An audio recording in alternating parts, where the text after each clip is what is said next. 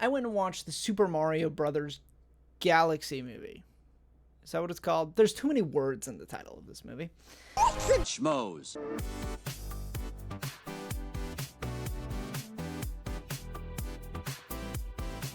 And what I want to say about it is that I had fun watching this movie. Over my dead body. But I had fun watching this movie for the exact reason why this movie is, like, not as good as the first movie, and a lot of people don't like it. I mean, a lot of people do like it, but a lot of people don't like it.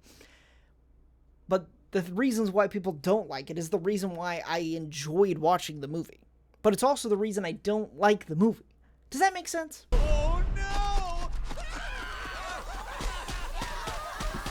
Now, what am I talking about? I am talking about this. In the first Super Mario Brothers movie, that they do very well at one thing. They take characters from video games that tell tons of different stories, and they're able to make those characters fit into one story that makes sense, has heart, and is enjoyable, and has cameos along the way. On the flip side, with the Super Mario Brothers Galaxy movie,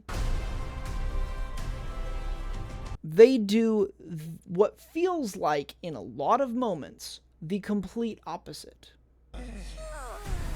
Instead of telling a story that happens to have cameos and moments for the fans to enjoy, it feels like they curated this movie to have those moments of cameos and enjoyable moments where fans can be like, oh, I know that guy. I played that game. I know that guy. I know where it's from. I see you, Nintendo. You did the thing. You did the thing, Nintendo. And then they tried to write a story. That's why it's not as good as the first film.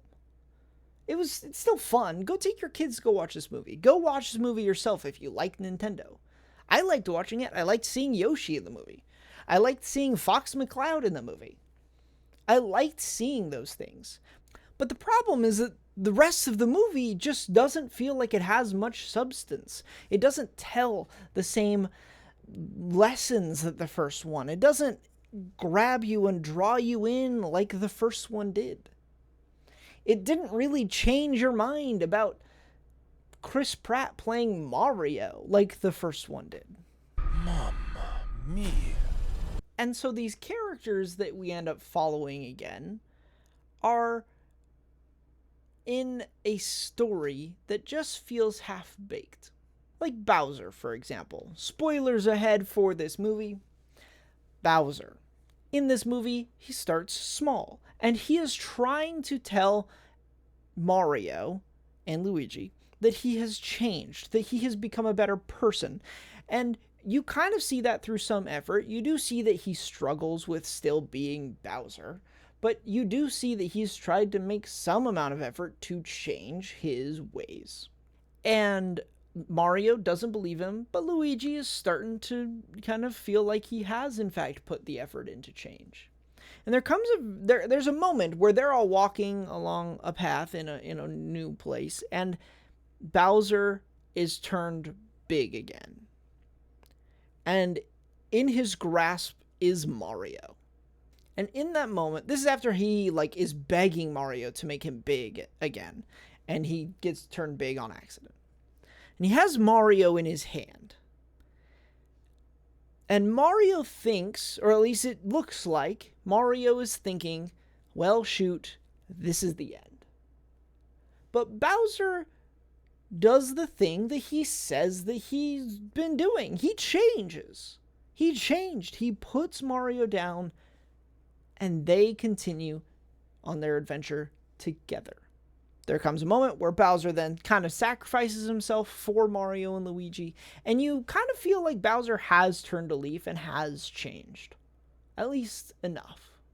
But not more than 5 minutes later, Bowser's entire personality and story of him changing gets completely turned around, and just immediately after hearing one thing from his son, he changes his mind and becomes the evil man that he was in the first movie again.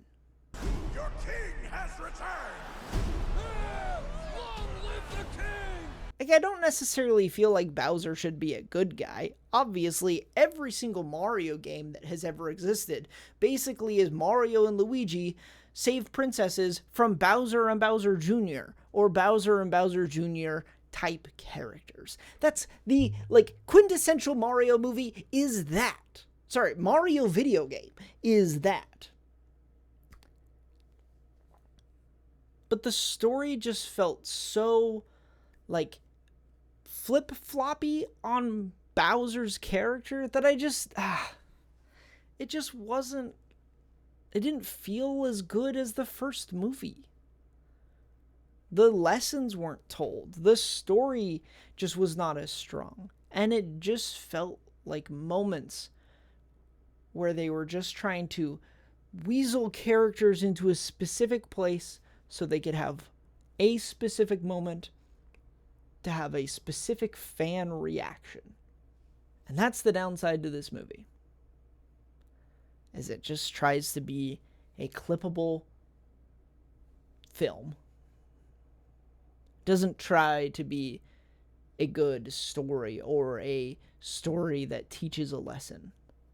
Now, that's the reason why I loved the movie, or at least enjoyed watching it, because I loved seeing Yoshi in this movie.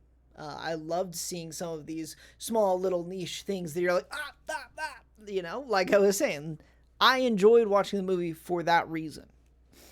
It just wasn't as good as the first one, in my opinion.